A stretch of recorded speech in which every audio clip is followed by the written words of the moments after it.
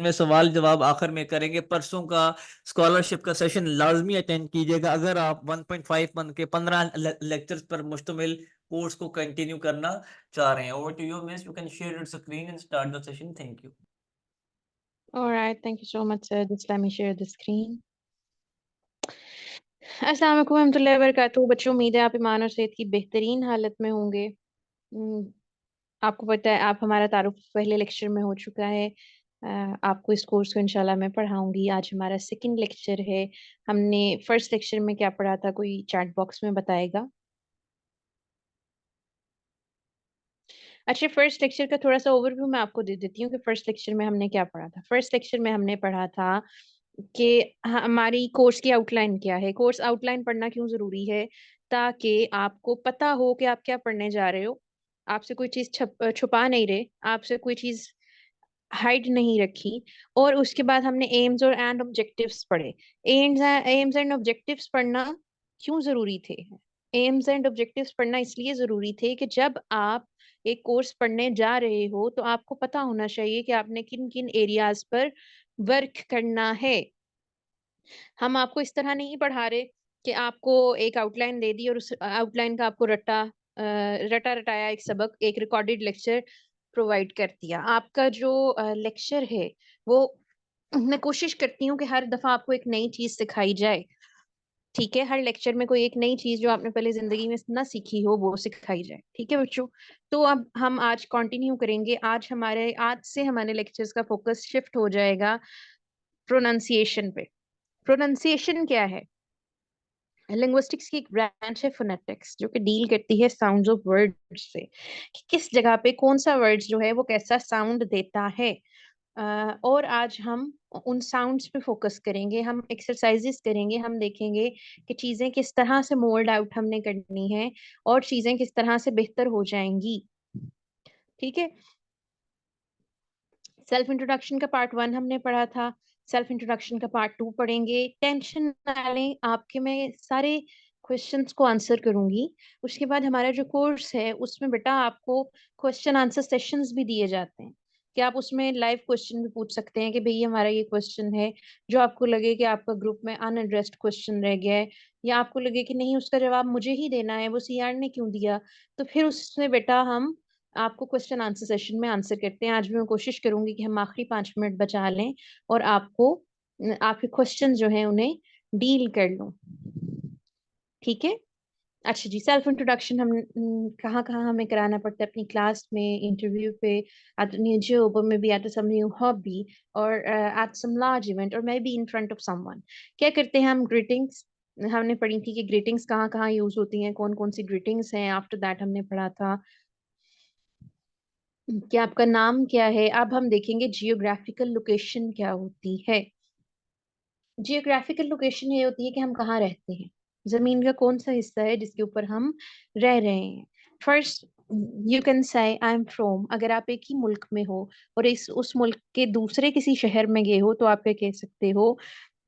I am from Faisalabad, या I am from Islamabad. आप जिस भी सिटी से बिलोंग करते हैं। फिर अगर आप किसी दूसरे मुल्क में चले गए तो आपने क्या कहा कि आई एम फ्रॉम पाकिस्तान, जहां से आप नेशनल हो। ठीक है, उसके बाद आप कह सकते हैं आई एम बोर्न इन, कि मैं इस जगह पे पैदा हुआ हूँ, एंड रेज्ड इन, और पला बड़ा इस जगह पर हूँ। या आप कह सकते हैं I was born in and raised in. For example आप कह सकते हो I was born in Pakistan and raised in UAE. I am born in Pakistan and raised in UAE. या आप कह सकते हो आई ग्रीव अप, कि मैं फुला जगह पे पला बड़ा हूँ, but living in, but right now मैं कहाँ रह रहा हूँ। लिविंग इन कहाँ आता है? लिविंग इन आता है कि किसी जगह पर रहना। ठीक है, लिविंग इन दैट कंट्री, या लिविंग इन दैट प्लेस। या आप जब आपने ये बताना होता है ना कि आप घर में रहते हो, अपार्टमेंट में रहते हो या फ्लैट में रहते हो, तब भी आप यही कहते हो कि I am living in an apartment, I am living in a house, I am living in a villa. ठीक है, I have been living in, कि मैं इतने साल से, I have been living in this country, कि मैं इस कंट्री में रह रहा हूँ। I have spend the past years in, past year spend करना कहाँ होता है कि मैंने अपनी जिंदगी के पिछले साल फलां जगह पे गुजारे हैं। बच्चों आपने मुझे प्रेजेंट नहीं लगानी, जिन्होंने आपको व्हाट्सएप का लिंक दिया है, व्हाट्सएप पे आज की क्लास का लिंक दिया है, आपने अटेंडेंस उन्हें मार्क करानी है। ठीक है। और उसके बाद आपने यूट्यूब चैनल सब्सक्राइब करना है। आपने उसके बाद फेसबुक का ग्रुप ज्वाइन करना है जो सर ने आपको दिखाया भी है। और उसके बाद आप लोग, और सारे स्टेप्स आपके चैट में भी पड़े हुए हैं, ठीक है, उन्हें फॉलो करें। उसके बाद आप यहाँ डन का मैसेज कर दें। वर्क पोजीशन, वर्क पोजीशन बतानी क्यों कंपलसरी है? वर्क पोजीशन बतानी इसलिए कंपलसरी है कि आप किस जगह पे किस पोजीशन पे काम कर रहे हो। जैसे आप कह सकते हो I work at, for example हम LWE की एग्जांपल ले लेते हैं, आई वर्क एट LWE या आई वर्क फॉर LWE। मैं एक एट और फॉर का डिफरेंस क्या है? आई वर्क एट, मैं इस जगह पर काम कर रहा हूँ। आई वर्क फॉर, मैं इसके लिए काम कर रहा हूँ। वो कोई एजेंसी भी हो सकती है, कंपनी भी हो सकती है, कोई पर्सन भी हो सकता है। ठीक है। I work in, when you have to tell about your field. अब अगर मैं बात कहूँ, मैं कहूँ जी I work in local e commerce, ठीक है, या I work in graphic designing. Qualifications, qualifications क्या होती हैं? क्वालिफिकेशन होती है आपकी डिग्री, कि आपकी क्या डिग्री है। I am about to graduate in, कि मैं इस चीज में ग्रेजुएट होने वाला हूँ। I am a subject graduate. Subject graduate, subject क्या होता है आपका? जो भी, जैसे मैथ है, स्टैट्स है, कुछ भी है। जैसे मैं अपनी बात करूं तो मैं कहूंगी I am an English graduate, कि मैंने इंग्लिश में ग्रेजुएशन की हुई है। या मैं कह सकती हूँ I have a bachelors degree in English language and literature. या अब अगर आपने BS के बाद ओबियसली एमफिल भी करना है, तो आप उस एमफिल को, या तो आप कहेंगे I have done my MPhil in this subject, या आप कहेंगे कि I have a post, I am a subject post grade. Subject क्या है? जो भी आपका, जिस चीज में आपने एमफिल किया हो। फॉर एग्जांपल अगर मैं कहूंगी तो मैं कहूंगी I am N applied linguistics post grade, कि मेरा एमफिल जो है वो अप्लाइड लिंग्विस्टिक्स में है। I am currently taking course in, आप कोर्स आप कोई कर रहे हैं। फॉर एग्जांपल थ्योरेटिकल सब्जेक्ट की जब हम बात करेंगे, ऐसे सब्जेक्ट जिसमें सिर्फ थ्योरी होती है, कोई प्रैक्टिकल नहीं होता, जिसमें जैसे कि स्पीकिंग है या राइटिंग है, उन्हें क्या, वो क्या है, वो थ्योरेटिकल सब्जेक्ट है। ठीक है। जिस तरह आपकी कंटेंट राइटिंग में ऑल्दो हम सैमरश यूज करते हैं, हम ग्रामरली यूज करते हैं, कॉपीस्केप यूज करते हैं, and there are plenty of softwares, but despite of that content writing is also a theoretical course. तो आप क्या कहेंगे? अ, जब आपने किसी थ्योरेटिकल सब्जेक्ट पे कोर्स कर रहे हो ना, तो आप कहेंगे I am taking a course in, आगे थ्योरेटिकल सब्जेक्ट। या आप कहेंगे I am currently taking course on, जब आप कोई प्रैक्टिकल सब्जेक्ट पढ़ रहे होंगे। और I have completed a course in and on कब लगेगा? एज सॉरी, जब आप उसे कंप्लीट भी कर लेंगे तो आप पहली लाइन सिर्फ बदल देंगे, पहले 2-3 लफ्ज बदल देंगे, like I have completed a course in graphic designing. Sorry, I have completed a course in spoken English language, and I have completed a course on graphic designing. Experience की बात करेंगे, I have 6 years of experience in field of in teaching. Yeah, I have 6 years of experience as a teacher in field of education. अच्छा, उसके बाद family की बात करते हैं। आप कह सकते हैं I am from family of 7 और 8, या वी आर फैमिली ऑफ 6, कि हम 6 लोगों की फैमिली हैं, या हम 6 लोगों का खानदान है। हॉबीज, आई रियली लाइक, कि मुझे ये चीज बहुत पसंद है। I really like reading, I really enjoy reading. पसंद करने में और एंजॉयमेंट में क्या फर्क होता है? एंजॉयमेंट कोई ऐसी चीज होती है जो आपको सुकून दे। I am a big fan of, कि मैं इसका बहुत बड़ा फैन हूँ। वो रीडिंग हो सकती है, पेंटिंग हो सकती है। आप बीइंग बिग फैन होने में, लाइक करने में, एंजॉय करने में क्या फर्क है? बिग फैन होना क्या होता है कि किसी चीज को किसी से देख के इंस्पायर होके करना। आई एम अ कीन रीडर, कि कीन कहते हैं गहरी निगाह रखने वाले बंदे को। आप कह सकते हो आई एम अ कीन reader, I am a keen writer, और whatever your hobby is. As आप या सिंपली कह सकते हैं I am this much years old, आगे अपने कोई ईयर्स लगा लेते हैं, आई एम 25 ईयर्स ओल्ड। या आप कहते हो I am in my early mid और लेट डेकेड। डेकेड क्या होती है? 10 साल का अरसा होता है, जैसे 10, 20s, 30s, 40s, इन्हें हम क्या कहते हैं? इन्हें हम डेकेड कहते हैं। बाज लोग इसे डिकेड पढ़ते हैं, वो गलत है, दैट इज अ डेकेड। अच्छा, सेल्फ इंट्रोडक्शन में स्टेप्स कौन से हैं? You have to start with the greeting, hi, hello, my name is this, nice to meet you, I am this. After that you have to state your purpose. आप किसी जगह पे गए हैं तो आपको वहां अपना पर्पस बताना है। For example, you are somewhere for a job interview, you have to tell them that I'm here for a job interview, or I'm here to interview for the position of this. And you, if you are like meeting someone at some, or at some social event, you can simply say I'm here to meet new people and for network or networking. After that, you have to tell them a little bit about yourself. When you'll share your basic information or your occupation or your name with people, it'll raise their interest in yourself, and that will help people to know who are you. Okay, and then you can ask questions. uh, like, what is the benefit of asking question? It simply help you to understand other person as well, and other person also feel valuable. It doesn't matter कि तो बोलता जा रहा है, बोलता जा रहा है, बोलता जा रहा है। और आपको मैं बताऊं, स्पीकिंग में सबसे बुरी चीज क्या है? सबसे बुरी चीज ये है कि आप अगले बंदे को सुनो ना। यकीन करें, मैंने देखा है इतने लोग मशहूर होते हैं, ऐसा है वैसा है, और जब हम उनसे बात करते हैं तो वो टके की नहीं निकलते। क्यों? क्योंकि उनमें टेम्परामेंट ही नहीं होता कि वो अगले को सुन सके।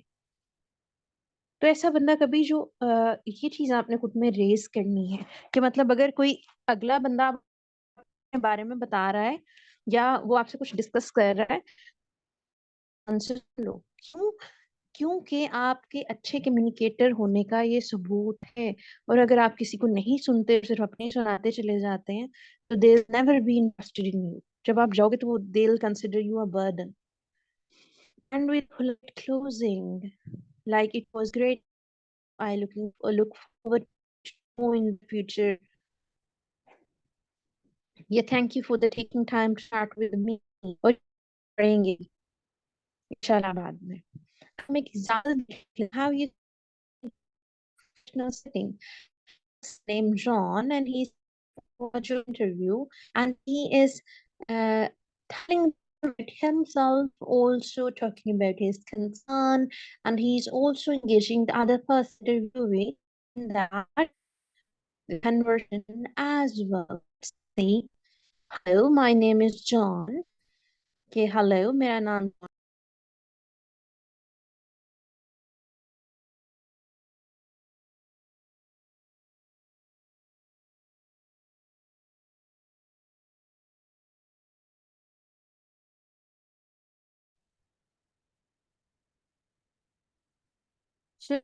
Saying that I'm here for marketing manager for XYZ company, and I'm excited about the opportunity to join your team. In my free time, I enjoy playing tennis and reading. अच्छा, अब उसने एक बड़ी प्यारी चीज की, उसने दो हॉबीज बताई हैं, एक टेनिस और एक रीडिंग। अब जो टेनिस है, that is a fitness hobby. ठीक है, कि एक पर्सन जो है वो फिजिकली भी एक्टिव है, and reading is an intellectual hobby. अब इंटेलेक्चुअल हॉबी में और इस हॉबी में क्या फर्क होता है? इस हॉबी में ये फर्क होता है कि जब आप दोनों हॉबीज बताते हैं तो बेटा उससे फायदा ये होता है कि लोग जो हैं आपको एक बेटर पर्सन कंसिडर करते हैं। Can you tell me a little bit about the company and the position? अब उसने इंटरव्यू को भी इंगेज कर लिया, उसने कहा कि मुझे कंपनी और पोजीशन के बारे में तो बताएं। Thank you for taking the time to meet with me today. और उसके बाद उसने बड़ा प्यारा सा उसे एक बाय का नोट भेजा।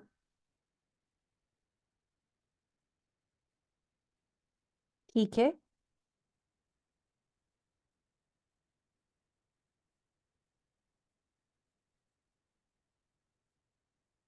after that there is a girl who her name is Sarah, and he's somewhere to meet someone. It is a social setting. She's at an event. She's at an event. Okay. So हम देखते हैं उसने खुद को कैसे introduce कराया. She said, "Hi there. My name is Sarah. I'm here to meet new people and network. I'm originally from New York, but I've been living in this city for the past year. In my free time, I like hike and try new restaurant." उसने बड़े प्यारे तरीके से उसने कहा कि मुझे new restaurant पसंद है, और उसने साथ बताया कि वो इंटेंसिव फिजिकल एक्टिविटीज भी करती है. यानी कि अगर हम ये कह सकते हैं कि अगर एक बंदा खाने का शौकीन है तो ऑब्वियसली वो मोटा होगा. तो उसने क्या कहा कि मैं हाइकिंग भी करती हूँ और मैं न्यू रेस्टोरेंट को भी ट्राई करती हूँ. This is the balance between hobbies. What brings you to this event? It was nice meeting you. उसने कहा आप इस इवेंट पे क्यों आए हैं? तो मुझे बहुत अच्छा लगा है आपसे मिलकर. ठीक है. हॉबीज का बैलेंस जो है ना बच्चों, वो आप लोग जब स्कॉलरशिप इंटरव्यूज देते हैं तो उसमें बहुत बहुत बहुत इम्पोर्टेंट होता है कि आप क्या क्या हॉबीज रखते हैं. जिस तरह फॉर एग्जांपल 2 हॉबीज रखना भी आपको फायदा देता है. ठीक है. आप उन्हें 2 हॉबीज बताओगे, एक होगी फिजिकल और एक होगी फिलोसफिकल, जैसे रीडिंग है, पेंटिंग है. ओके. आप क्या है आपका होमवर्क क्या है? आपने क्या काम करना है? आपने एक वीडियो बनानी है सेल्फ इंट्रोडक्शन की. इसी तरह जो हमने ये सारे स्टेप्स पढ़े हैं, इन सारे स्टेप्स को फॉलो करते हुए आपने अपनी एक वीडियो बनानी है कि आपका नाम क्या है. आपने पहले ग्रीटिंग सेलेक्ट करनी है, फिर अपना नाम बताना है, जियोग्राफिकल लोकेशन बतानी, वर्किंग कर रहे हो वर्क पोजीशन बतानी है, क्वालिफिकेशन बतानी है, एक्सपीरियंस बताना है, फैमिली, हॉबीज, एज. ये आपने तैयार कर लेना है. And this is for more important. जिसे कहते हैं ना, दैट थिंग इज हल इम्पोर्टेंट. तो आपका सेल्फ इंट्रोडक्शन इज ऑल्सो हल इम्पोर्टेंट.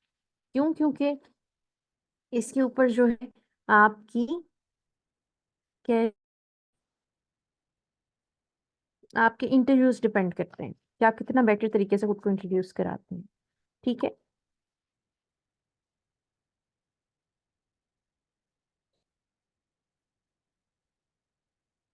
अच्छा.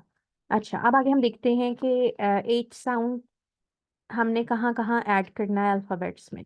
अब 8 साउंड क्यों ऐड करना है, इसके ऊपर एक लफ्ज लिखा हुआ है चीट शीट. चीट शीट क्या होती है? आपको याद होगा कि डिक्शनरीज में जुगाड़ का लफ्ज यूज ऐड हो गया है. क्यों? क्योंकि हम पाकिस्तानी हैं, इंग्लिश हमारी जबान नहीं है, एंड दैट्स टोटली फाइन. अगर हम उसमें ऐसी वे ढूंढ रहे हैं जो हमारे लिए आसान है और उससे हमारी इंग्लिश जो है वो बेहतर हो जाती है. अब आपने क्या करना है, आपने 8 साउंड ऐड करना है 2 कंडीशन में. इन अल्फाबेट्स के साथ टी, सी, पी और के साथ 8 साउंड ऐड करना है 2 कंडीशंस में. जब वो अल्फाबेट किसी वर्ड की बिगिनिंग पे आए या वो अल्फाबेट किसी वर्ड के मिडल में. ठीक है. जैसे tea, table, cup, cake, pen, pencil, hyper, king, key. अब हम उस टी साउंड की प्रैक्टिस करें. Keeping in the eye that we keeping in the eye that we have to add 8 sound after T when t is at the beginning of some word and when t is in the middle of some word. अगर वो t and पे है जैसे restaurant, तो हम and वाले के साथ h ऐड नहीं कर रहे. अच्छा. नंबर 1 है टेबल. आप क्या कहते हैं? टेबल. पाकिस्तानी उर्दू में हम कहते हैं table. Table, telephone, tiger, travel, train, teacher, tree, television,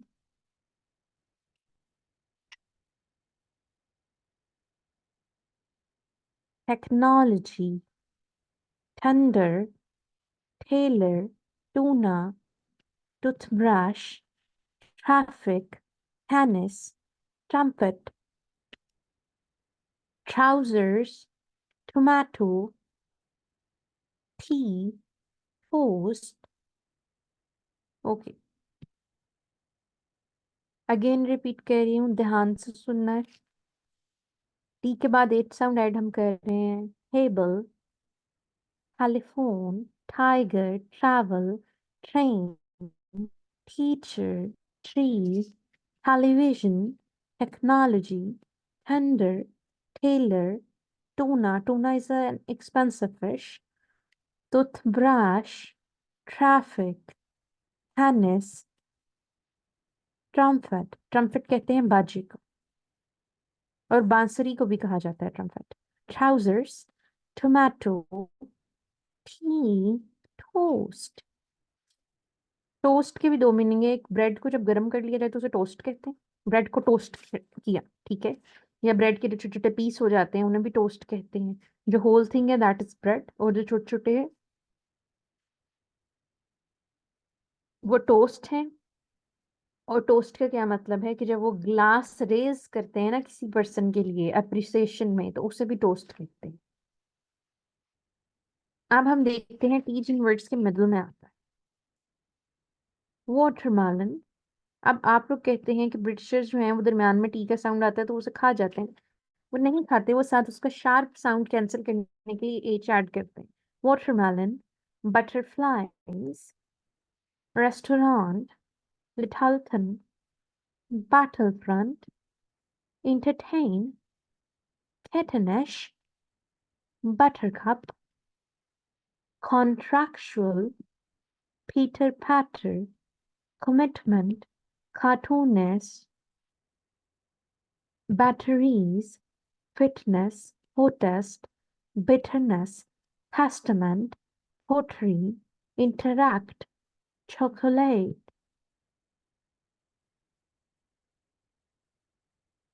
Watermelon, butterflies, restaurant, Littleton, battlefront, entertain, kittenish, buttercup, contractual, Peter Patter, commitment, cartoonist, batteries, fitness, protest, bitterness, testament, pottery, pottery कहते हैं मिट्टी के बर्तनों को, interact, chocolate. अच्छा जी, आगे टंग twisters देखते हैं। टंग ट्विस्टर्स क्या है? बचपन में जब हम करते हैं तो हमें पहले एक कायदा लगवाया जाता है, ठीक है। उस कायदे में क्या होता है, हम तख्तियां पढ़ते हैं अलिफ ज़बर आ, बा ज़बर बा की। और उससे क्या है कि हमारे जो साउंड्स हैं वो हमें पता चल जाता है कि ये वर्ड किस तरह से साउंड कर रहा है, ठीक है। तो टंग ट्विस्टर्स भी कुछ ऐसे जुमले हैं जिन्हें आप सीख लेते हो तो क्या होता है कि आपकी अंग्रेजी जो है वो बेहतर हो जाती है, इस तरह से कि आप की लैंग्वेज में फ्लुएंसी आ जाती है। फ्लुएंसी के बगैर रुके इंग्लिश बोलना इज फ्लुएंसी, ठीक है। तो अब क्या है कि ये आपको इन फिक्रों को पढ़ने से आपकी जबान जो है वो इंग्लिश लैंग्वेज के साथ उठाने लग जाती है, जिसे कहते हैं ना वो। तो आपकी जबान जो है वो बेहतर हो जाएगी। अच्छा जी, अब क्या है, टंग ट्विस्टर्स जो है इनमें फिनोमेना ऑफ अलिट्रेशन यूज होता है। अलिट्रेशन क्या होती है? अलिट्रेशन है रेपिटेशन ऑफ वन साउंड, बार बार एक ही साउंड को रिपीट करना alliteration कहलाता है। And these are not just for the kids. Like you can say, Madam, we have read this in grade 1, 2, 3, 4. But these are not like only for kids, but these are for actors, politicians, public speaker, who for anyone who wants to like sound clear while speaking. So uh, let's practice. In the very first set, we are repeating P, alphabet P sound, which is pa, pa, pa, peanut, picked, pack, pickled, papers. Okay, so let's get started. Peter Piper picked a pack of pickled papers. A pack of pickled papers Peter Piper picked. If Peter Piper picked a pack of pickled papers, where's the pack of pickled papers Peter Piper picked? Peter Piper picked a pack of pickled papers. Pickled papers, that is a Korean and Chinese dish. A pack of pickled papers Peter Piper picked. If Peter Piper picked a pack of pickled papers, where's the pack of pickled papers Peter Piper picked? In the next one, we are going to repeat ba sound, which is sound of alphabet B. Batty Booter bought some butter, but she said, the butter's bitter. If I put it in my batter, it will make my batter bitter. But a bit of batter butter will make my batter batter. So that was batter. Batty Booter bought a bit of batter butter. Batty Booter bought some butter, but she said, the butter's bitter. Butter is bitter. If I put it in my batter, it will make my batter bitter. लेकिन अगर मैं इसे batter में डालूंगी, batter cake mixture को कहते हैं, it will make my batter bitter, तो ये मेरे बैटर को भी खराब कर देगा. But a bit of batter butter will make my batter batter. So that was batter. Batty Booter bought a bit of batter butter.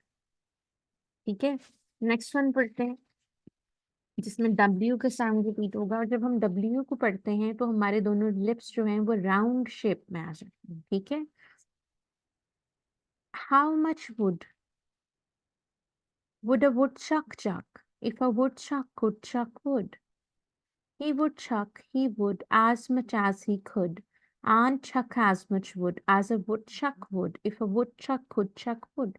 तो woodchuck एक छोटा सा मैमल होता है जो कि लकड़ी को खाता है. उसने कहा woodchuck कितनी लकड़ी खा सकता है. उसने कहा उसे जितनी मिलेगी वो उसे खा लेगा, चुबा लेगा और बुरादे में बदल देगा.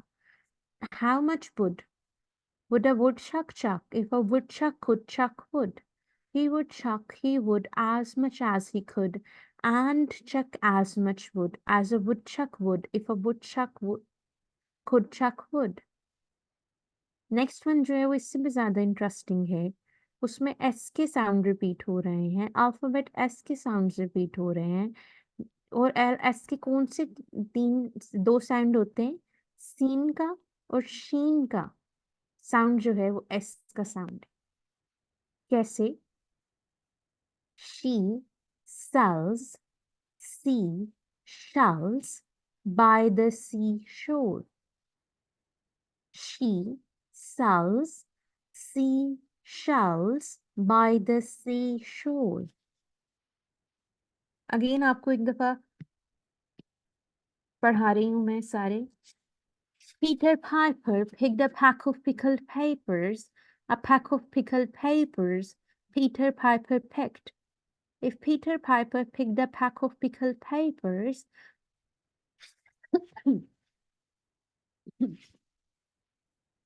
excuse me, please.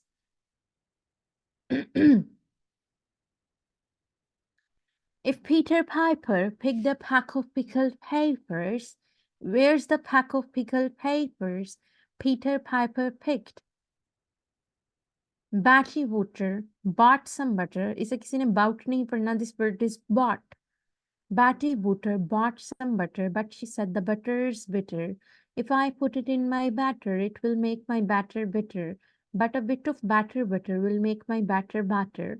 So that was batter. Batty Booter bought a bit of batter butter.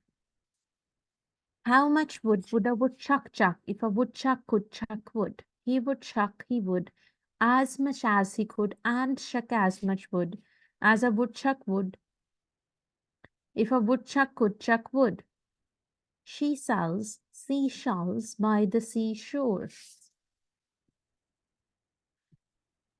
Alright students, that's all for today. अब आपको कोई क्वेश्चन है तो आप चैट बॉक्स में पूछ सकते हैं.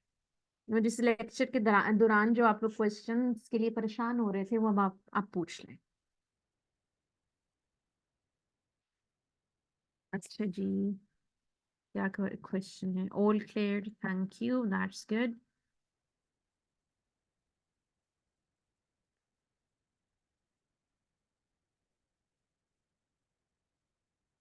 नूरुल हसन, आपने क्वेश्चन पूछा है कि कल मेरा टाइम ख़त्म हो गया था, मैं हर टाइम फ्री हूँ, तो मुझे कुछ चीज़ें बता दें कि मैं जिनको रोज़ाना की बेस पे करूँ। तो बेटा आप उतनी ज़्यादा प्रैक्टिस कर लें ना अपनी। अब आपको सेपरेटली मैं आपके लिए क्लास को इतना ज़्यादा बर्डनाइज़ तो नहीं कर सकती कि सारी चीज़ें जो हैं वो उनके दिमाग में एक ही दिन डाल दूँ। तो आप क्या करें, आप मेहनत करें। एक दफ़ा करने से तो इंग्लिश नहीं आती ना, बोलने में टाइम लगता है, मेहनत लगती है। तो उससे आप मेहनत करें। मेहनत से ना भागा करें, नई चीज़ें बता दें, सारी चीज़ें जो हैं, जो पुरानी चीज़ें हैं, उन्हें ही पढ़ें।